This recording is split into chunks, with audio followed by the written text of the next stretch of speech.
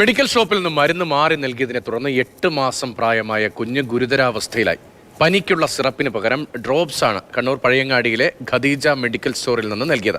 കുടുംബത്തിന്റെ പരാതിയിൽ പോലീസ് കേസെടുത്തിട്ടുണ്ട്.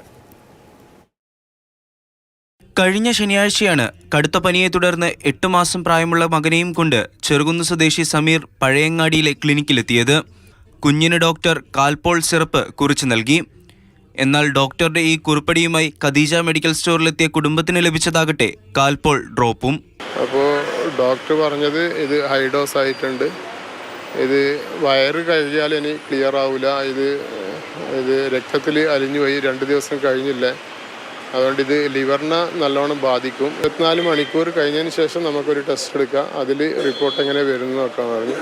കുഞ്ഞിനെ ക്ഷീണിതനായി കണ്ടതോടെ വീട്ടുകാർ വീണ്ടും ക്ലിനിക്കിലെത്തി. മരുന്ന് മാറിയതറിഞ്ഞ ഡോക്ടർ പരിശോധനയ്ക്ക് നിർദ്ദേശിച്ചു. ഇതിന് പിന്നാലെയാണ് മരുന്ന് ഓവർഡോസായി കുട്ടിയുടെ കരളിനെ ബാധിച്ചെന്ന് കണ്ടെത്തിയത്. വീഴ്ച മെഡിക്കൽ ഷോപ്പിൽ അറിയിച്ചപ്പോൾ ജീവനക്കാർ മോശമായി പെരുമാറിയെന്നും പിതാവ് പറഞ്ഞു.